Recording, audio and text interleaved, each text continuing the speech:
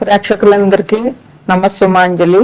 మనం ఈ రోజు నవంబర్ మాస ఫలితాలు చెప్పుకుంటున్నాము. ప్రస్తుతము నవంబర్ నెల అంటే కార్తీక మాసం నడుస్తూ ఉంటుంది.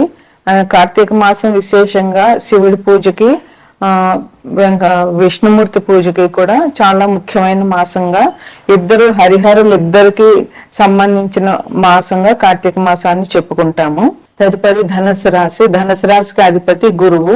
ధనుసు రాశిలో ఏమేమి ఉంటాయంటే మూల 4 పాదాలు, పూర్వాషాఢ 4 పాదాలు, ఉత్తరాషాఢ 1 పాదం ఉంటాయి. ధనుసు రాశిని లగ్నంగా చేసుకునే గ్రహాల స్థితిగతులు ఎలా ఉన్నాయంటే ధనుసు రాశిలో ఏ గ్రహం లేదు. కుంభంలో రాహు ఉన్నాడు. మీనంలో శని వక్రించున్నారు. మిథునంలో ఉన్నటువంటి గురువు అతిచారం వల్ల కర్కాటకంలోనికి అక్టోబర్ 20వ తారీఖున వచ్చారు. ఈ నవంబర్ నెలంతా కూడా గురువు కర్కాటకంలోనే సంచరిస్తారు.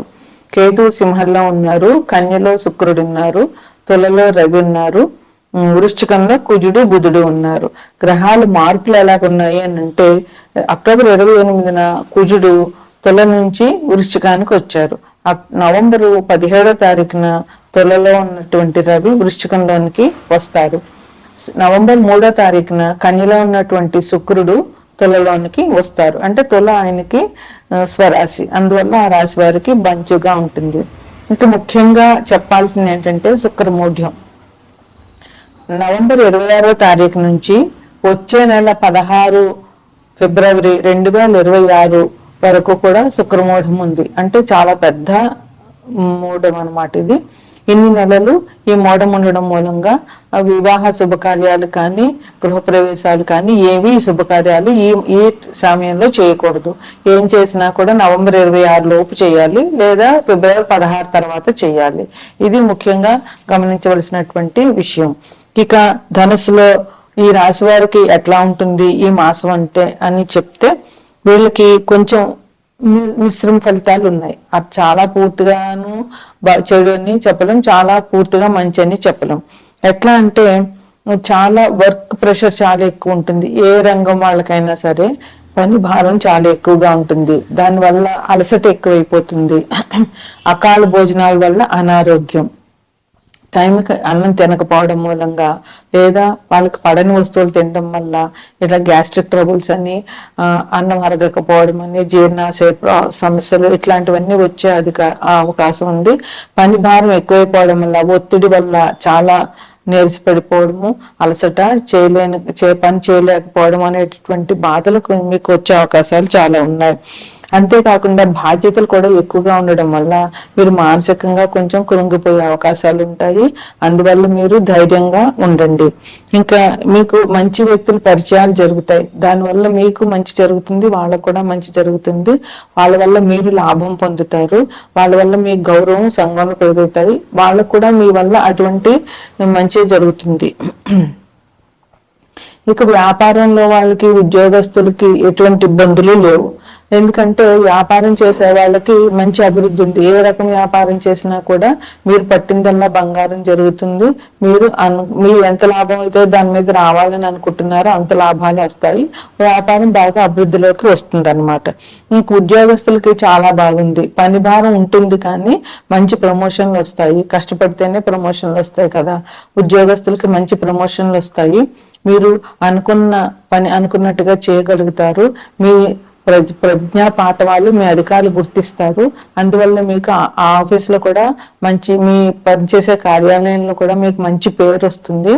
అధికారులు మీ మంచిగా ఉండడం వల్ల అందరికీ మీ తోటి కోలీగ్స్ కూడా మీరంటే కొంచెం అభిమానం ఇది ఉంటుంది.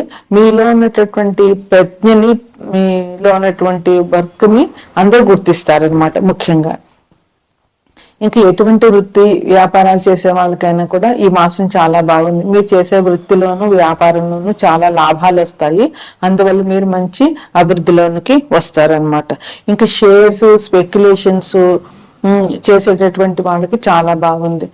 షేర్స్ లో పెట్టుబడి పెట్టిన వాళ్ళకి బాగుంది. అయినా కూడా మీరు ఒక జాగ్రత్తగా ఉండండి. స్పెక్యులేషన్ అంటే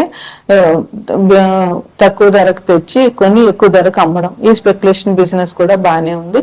అయితే మీరు మార్కెట్ అంతా సర్వే చేసుకుని ఈ బిజినెస్ చేయడానికి. తదుపరి రాశి మీనరాశి. మీనరాశిలో పూర్వాభాద్ర 4 పాదాలు, నాలుగో పాదము, ఉత్తరాభాద్ర 4 పాదాలు, రేవతి 4 పాదాలు ఉంటాయి. మీనరాశికి అధిపతి గురువు. మీనరాశిని లగ్నంగా చేసుకుని గ్రహాల స్థితిగతులు చూస్తే కనుక మీనరాశిలో శని వక్రించి ప్రస్తుతం ఉన్నారు. అలాగే మిథునంలో ఉండేటటువంటి గురువు అతిచారం వల్ల కర్కాటకంలోనికి అక్టోబర్ 20వ తారీఖున వచ్చారు. నవంబరు చివరి వరకు ఆయన అక్కడే ఉంటారు. తర్వాత సింహంలో కేతు ఉన్నారు, కన్యలో శుక్రుడు ఉన్నారు, తులలో రవి ఉన్నారు, కుజబుధులు వృశ్చికంలో ఉన్నారు, మీనంలో రాహు ఉన్నారు. ఇది ఈ రాశి యొక్క గ్రహాల ఫలితాలు. ఇక గ్రహాలు మార్పులు ఎలాగున్నాయి అని అంటే కనుక 28 అక్టోబర్న కుజుడు తుల నుంచి వృశ్చికంలోనికి వచ్చారు. అట్లాగే నవంబర్ 17వ తారీఖున తులలో ఉన్న రవి వృశ్చికంలోనికి వస్తారు. నవంబర్ 3వ తారీఖున కన్యలో ఉన్నటువంటి శుక్రుడు తులలోనికి వస్తారు. ఇది ఆయనకి స్వరాశి. అందువల్ల తులారాశి వాళ్ళకి ఈ మాసం చాలా బాగుంటుంది.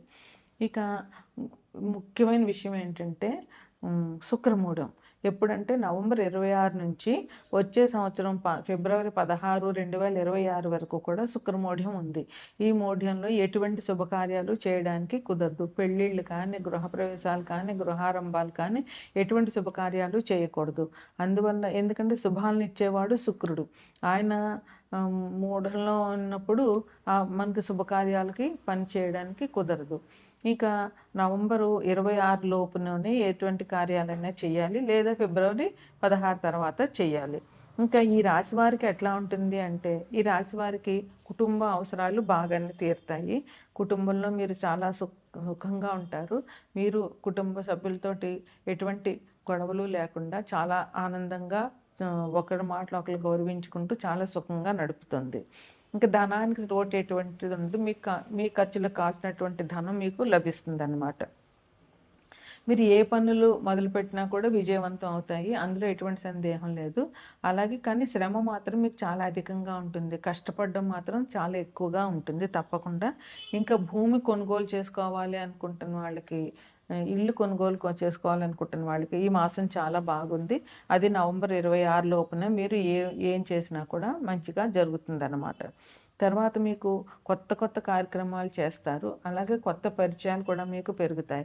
ఈ కొత్త కార్యక్రమాల వల్ల మీలో ఉన్నటువంటి టాలెంట్ పెరుగుతుంది. మీకు కొత్త విషయం నేర్చుకున్నట్టు ఉంటుంది. దానివల్ల కొత్త విషయం నేర్చుకున్నప్పుడు మనసుకు చాలా సంతృప్తి, చాలా గర్వంగా అనిపిస్తుంది. అందువల్ల మీరు మానసికంగా కూడా చాలా బాగుంటారు. ఈ కొత్త పరిచయాల వల్ల మీకు సంఘంలో గౌరవం పెరుగుతుంది.